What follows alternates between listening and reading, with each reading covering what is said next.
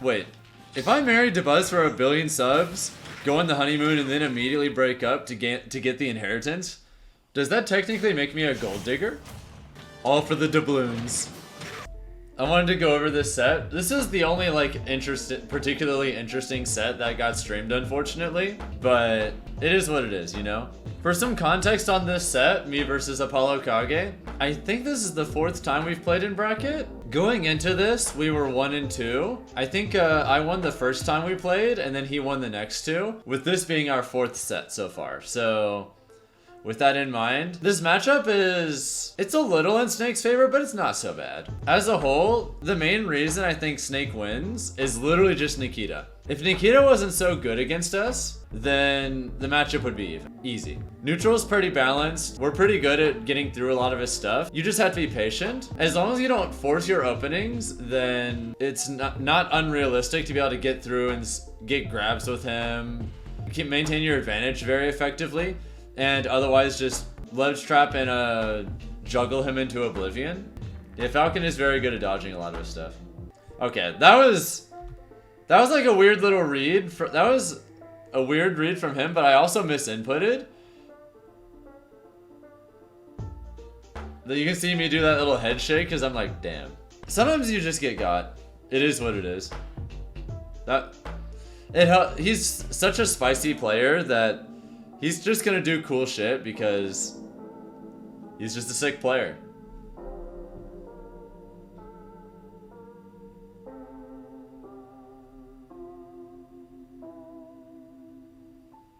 And yeah, I agree with Edge.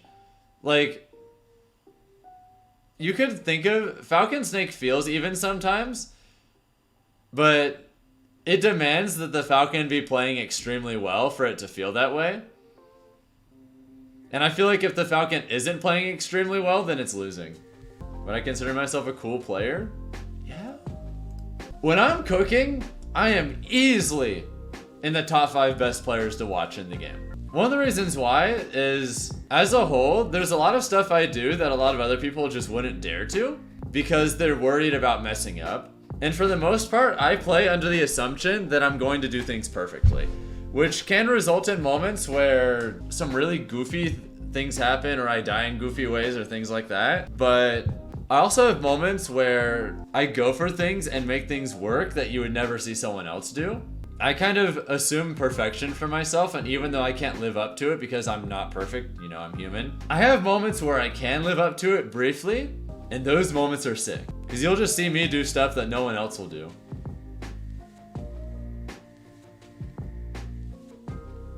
I don't just play it safe.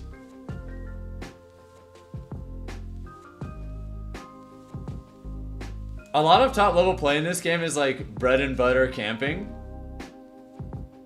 And that's just not what I do at all.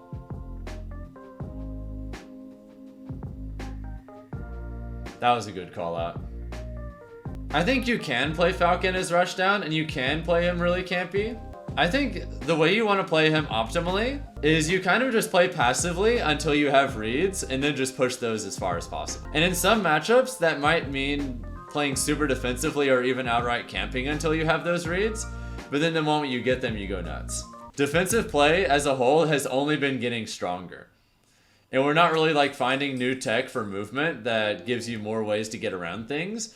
So just everything is universally becoming more defensive. It just is what it is. And as much as I'd like to ignore that with Falcon, I'm just setting myself up for failure if I don't. So it'd be that way. Even then, I still press forward probably a lot more than is average at top level, so, you know, I'm still holding it down for the forward holders out there.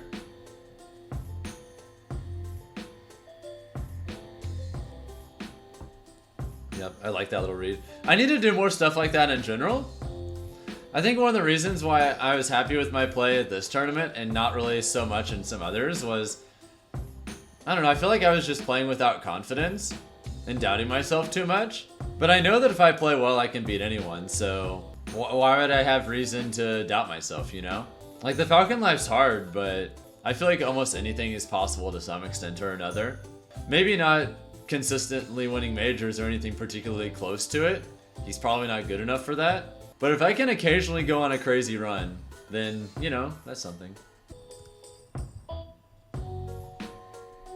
Yeah. Dude, Snake can just crouch under so much shit. That's another thing that can make this matchup tricky if you're not ready for it, is Snake is pretty good at getting around a lot of our boxing options. He tends to win CQC if he has time to prepare. So you kind of just want to focus on throwing Snake off. Really tricky movement is everything against this character. Also, look at that. Dude, my recoveries this set. Look at this. Look at that. Ooh.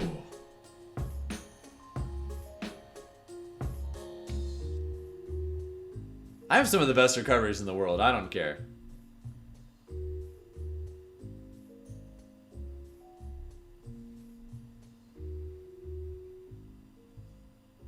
I genuinely think I'm top 5 players in the world at recovering.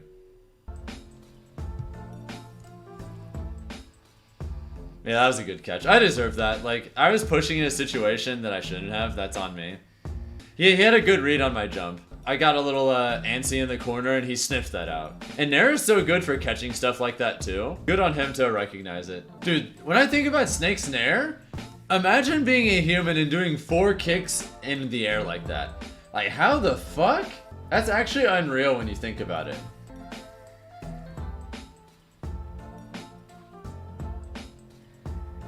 I'm still disappointed that didn't kill. This sequence though?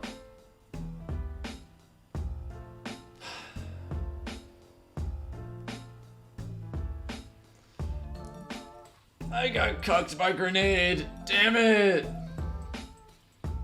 Did AK ban FD? I think he banned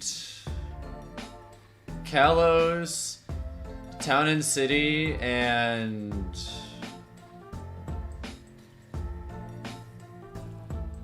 Hollow Bastion? No, no, not Smashville either. It was... Did he ban FD? I can't remember.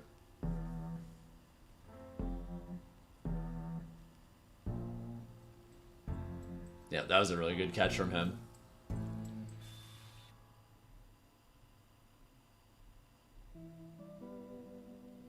Yep, I'll get my damage. Almost got... Yep.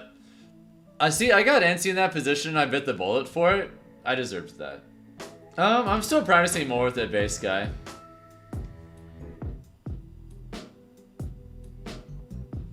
I think I need to mess with that more. As a whole, the main stuff I'm trying to work on with Falcon is I'm trying to get ledge cancels down, and I'm trying to really optimize a lot of slingshot shit. That stuff can be funny to watch, Chase. It all just feels so strange to me nowadays, though. I can't imagine being that terminally online.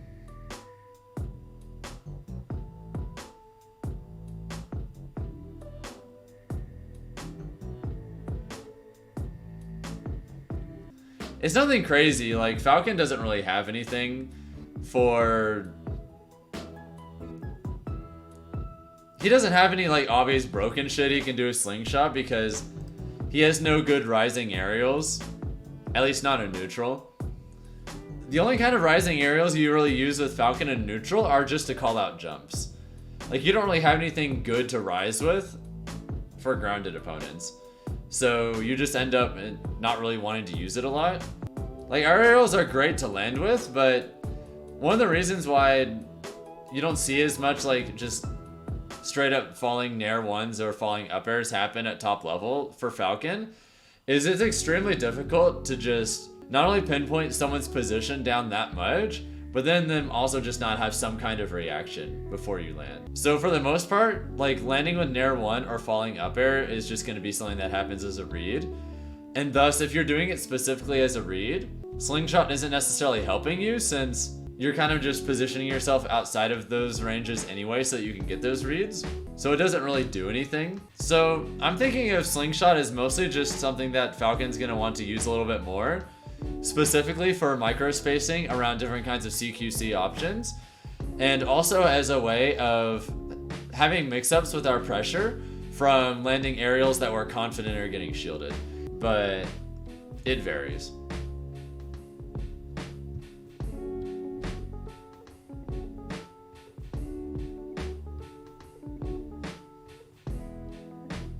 Yeah, IDJ is useful as a combo tool. But that's just an entirely different thing. That has nothing to do with neutral, really.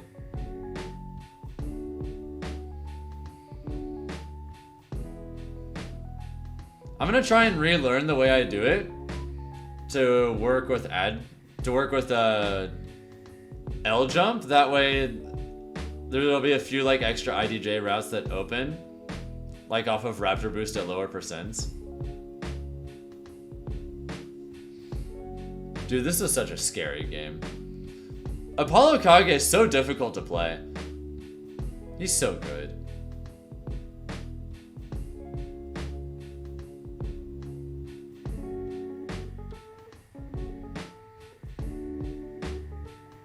I think he's the best snake in the world at this point. Press 1 in chat if you agree with that. If at this point you think ApolloKage is just straight up the best snake in the world. Bruh! 1 of 3! We've only got to go through like another 7 seconds, so it's not too bad. Although it's gonna be annoying if we have another ad break like partway through the set. Read that, Oral. Yes, sir!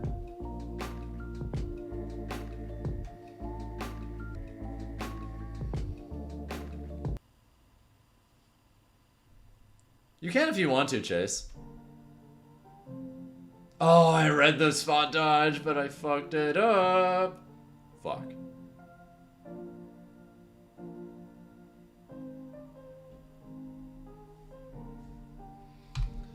Fun fact about Falcon vs. Snake. Did you know if you grab Snake point blank with a grenade and you F-throw, the F-throw knockback will be cancelled by grenade and then you can just combo out of it. So you can just do F-throw into like knee and that's just a combo.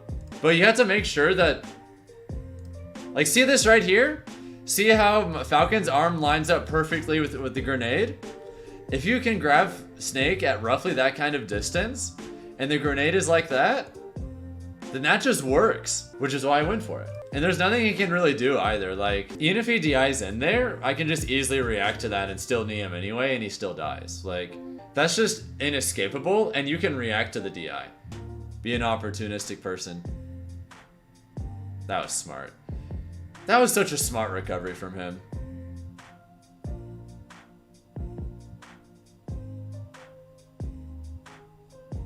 I should have just gone for another back air and just straight up killed his ass for it.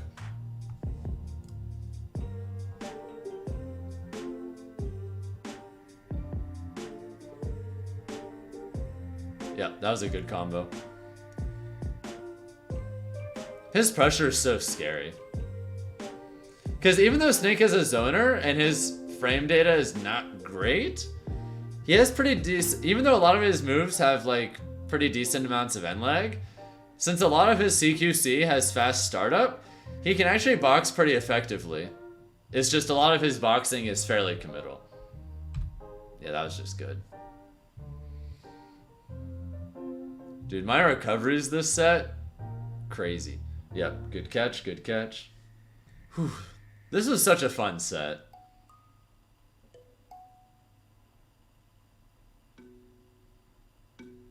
Yeah. I thought he was going to do the no mix-up and not do the B reverse there, which is why I went for that up B. But either he predicted what I was going to do, or he was just mixing it up because he's just mixing it up. See, look! The F-throw grenade thing. The opportunity presented itself again. The exact same shit. Notice how I do the little pause? How I didn't like throw him immediately? I kind of grabbed him and then paused for a second. I was like, wait a second. I'm in the right position again. And then once I recognized I was in the right position, F-throw, up air, up B. Ton of damage. The up B wasn't true, but it was just a read of his positioning. Because even if he went for grenade, and we got a trade, it would still do extra damage. And since I have a lead, trades are good, you know? Like, Snake is so good at holding leads because of how effectively he can force trades. But the opposite is also true, where since his main disadvantage tool kind of incentivizes trades, if you have a lead on him, you can just constantly try to force trades yourself, and then just continue to effectively snowball your lead and build rage. And then if he makes one mistake or you make one read, you just kill him. Like that. Yeah, I consider myself pretty good in the Snake matchup. I would agree with that. It's one I'm really comfortable with, and I've just played a lot. Shoutouts to Scat. He's the main reason that I know this matchup as well as I do.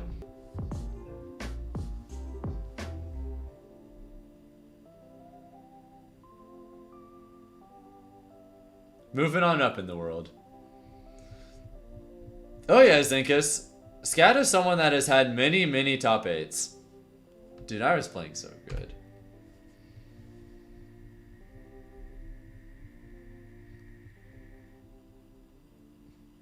That shit was clean. The thought process on that knee? Simple. I didn't think he was gonna grenade. I knew that he was expecting me to go for some kind of falling up air to catch an air dodge, or an air 1. He was scared of air dodge because I was just punishing him for not doing it. And someone at his level is gonna realize that I'm trying to force mix-ups in different positions. Sometimes you can just do no mix-up and it will work at top level because he's aware that I'm gonna use repeated successes with aerials as a way of conditioning. It's like if you watch the rest of the set, you'll notice that doesn't happen again. Like I have to get him in a different way going forward. It just didn't work. Okay.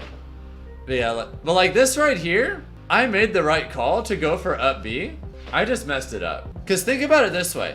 If I land my up B in that spot, what does that do to Snake? Like this position right here. If I don't mess this up, think about the angle Snake is at and the angle I'm at after that up B. I can regrab ledge, and when he starts his up B, he'll be roughly to the side right here, which means that I can just immediately chase him by jumping after him. And he is now in a 50-50 where if he guesses wrong, he is dead no matter what. And you can like realistically cover that up B as well on reaction if you space it properly. So the way I see it is that it is correct to do this. Sure, it's risky, but if you just are perfect, then it doesn't matter. Unfortunately, I wasn't, but I knew that if I got that there, the set was mine. It was literally that simple, because think about it this way. If I double jump after him from ledge, I either one, hit him with like down air, in which case he's dead. I hit him with another up B, in which case he's in a terrible spot. If he tries to recover low, he gets down aired. And if he thinks that and if he gets close enough to where he could like potentially air dodge to ledge, I can just double jump after him in a position where if I read he's afraid and is gonna go for the air dodge, I can just easily cover that with down air and just have a massive lead. Like look at this. If I get a down air on him at this position, I'm only at 24.6% on my first stock and he's on his last. That said, the set is over if I get up B here. It just works as long as I execute properly. I just didn't. Fuck. And even if I do mess up, I still have a lead, so it's not the biggest deal in the world.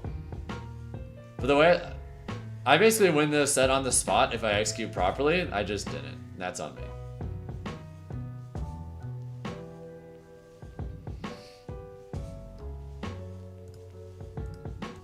Yeah, good old up smash catch. I outplaced Sean. I mean, I'm pretty sure I've outplaced him at every tournament we've gone to in this game. Every tournament we've both been at, I think. Fuck. Yeah, that was just a really good call out from him. He got my ass.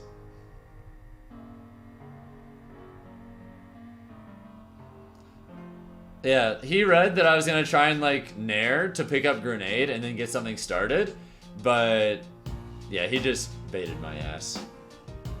That was good. Dude, what a comeback he's making. I know some people will be like, oh, I was throwing because of that up B, but as a whole, I don't regret going for up B. I just regret messing up. That's just my fault. Seeding at this tournament is kind of goofy, Chase. Oh, fuck. This still should have been a dub for me. Damn it. I accidentally grabbed ledge! If I didn't grab ledge there, it was over. Fuck.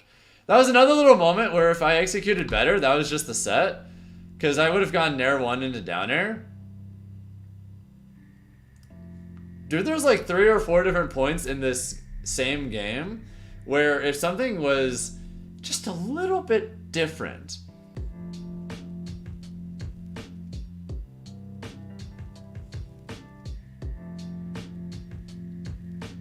If you're gonna undervalue me, I'll just keep outperforming.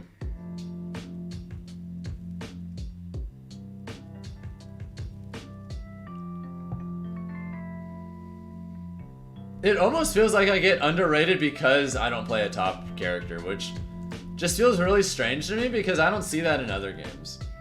You would think playing a worse character would give you more credit, you know? Damn it.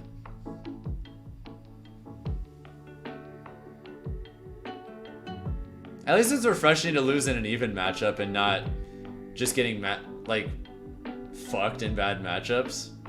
That's kind of refreshing.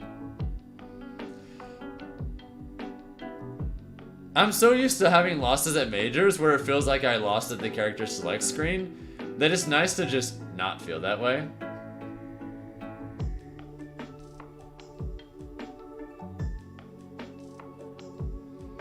Although part of that's also just my fault for not having extra proficiency in extra matchups.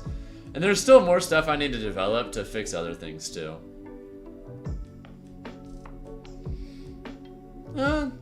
Rob's annoying, but it's still probably an even matchup edge.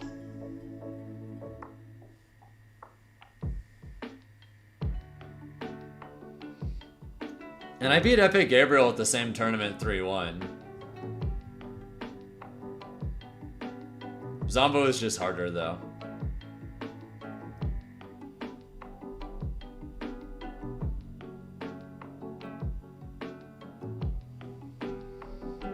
How'd the gym set go? Also super close. It'd be that way sometimes. That's the life of having such a high maintenance playstyle. When I'm on point, there's so much shit I pull off that no one else does. But when I mess up, it hurts. And sometimes that's just how it is. I don't really enjoy fighting Rob Edge.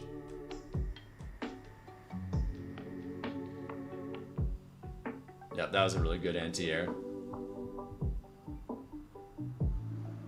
Yeah, Paolo's kind of a hard matchup for us, but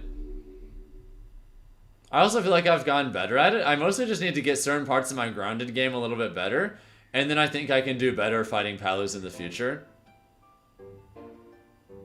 I just gotta get my ground game a little bit better. I have some ideas for it, but I'll have to test them out next time, I guess, because wasn't able to quite get it all working for the Jin set this time. I still wish it was streamed, though, because I think one of my top 5 coolest sequences I've literally ever gotten on a top player in my life I got on Jin. And it's just never going to be seen again.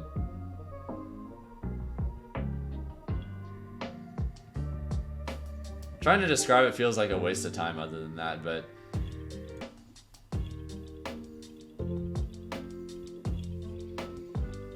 yeah, the Jin set was still a really close game 5. I think only one of the games wasn't close, and the only game that wasn't close was one where I kind of blew him out. But it is what it is. And if I didn't lose to Jin, I would have gone to play Aquila. And since I have a super good record in the Steve matchup, there's a good chance I just win that.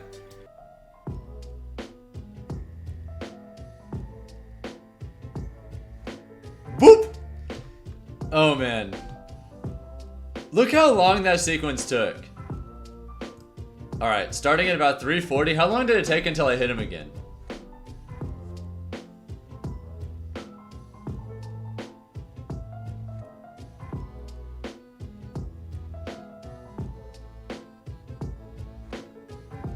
It took about 15... I just didn't hit him again for like another 15 seconds.